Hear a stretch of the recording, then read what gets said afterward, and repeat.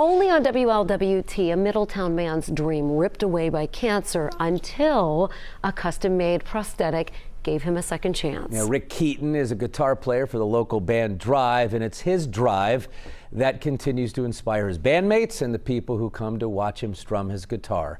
WLWT News 5 anchor Lindsay Stone rocked out with the Resilient one tonight. Hi, Lindsay. I wish I could rock like these guys. They are incredible, and Rick certainly is a talented musician. And he says learning to use a bionic arm was about as difficult as learning to play guitar in the first place. But now he doesn't skip a beat or the chance to talk about how a cancer battle changed his entire perspective on life. This right here is a miracle. Rick Keaton never thought strumming a guitar would be an ability he took for granted. Until he was diagnosed with a soft tissue cancer sarcoma on his right arm. I got it when I was 48, and I fought it for 6 years, had multiple surgeries.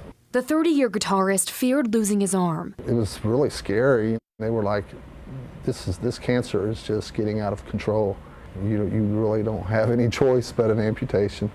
After the amputation, Rick had one request for prosthetic specialists. I said, can you make me something that I can try to play guitar with? After multiple models, he finally found the one that hit all the right notes.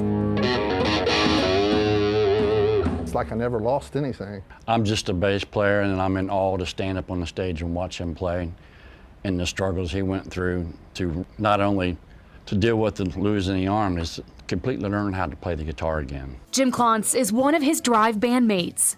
That's the reason why the band's called Drive, is because he drives us. Just about every gig, there's somebody that comes up to me that don't know me. They'll say, hey guy, you are an inspiration. Rick hopes his story will inspire others to never give up on their dreams. Stay adamant about it, keep on, keep on, keep on.